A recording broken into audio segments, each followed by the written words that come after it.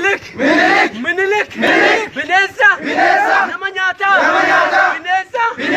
Itoophiyaa fi Oromiyaa bara baraan walitti buusu wal lolchiisu waan ta'eef Oromiyaa keessaa siidaansa akka buqqa'u gaafanna Minilik bineensa Minilik Oromiyaa fi Amaaraa walitti buusa malee walin araarsu kanaafuu siidaan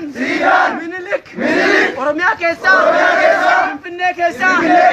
akka buqqa'u sagalee guutuudhaan sagalee qeerrootiin ni gaafanna Hacaaluun sababa Minilik eegeef arrabseef waan ajjeefameef Minilik siidaansa jigee buqqa'ee siidaa goota keenya Hacaaluu Hundeessaatiin akka bakka buufamu ni gaafanna qabsaa'aan ni kufa qabsoon itti fufa Hacaaluun qeerroo alcheera goota akka isaa maakitilaan Oromiyaa mara keessatti uumeera alcheera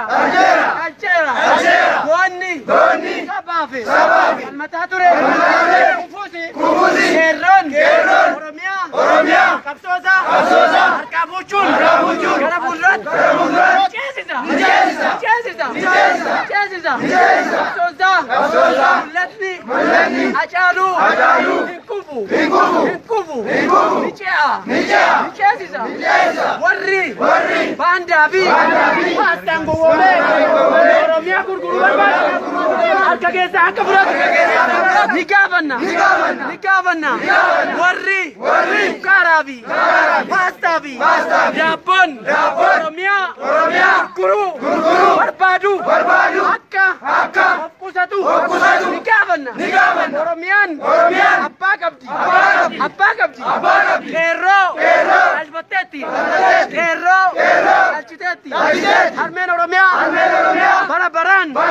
gootawwan ishee awwaallachaa dhiiga imimmaanii roobsaa hin jiraattu kana booda wabiin gootawwan keenya eenyu wabiin gootawwan hafanii eenyu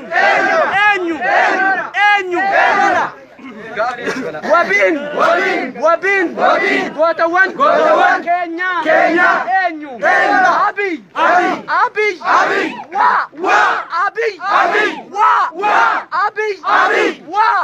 Shimallis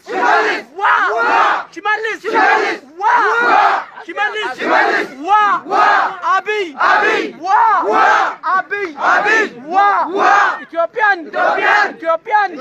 gootawwan ishee bara baraan gidirsuu hidhuu ajjeesuu akka dhaabdu ni gaafanna tokkummaadhaan falmanna tartiimoodhaan masakkamna nagaa qabna.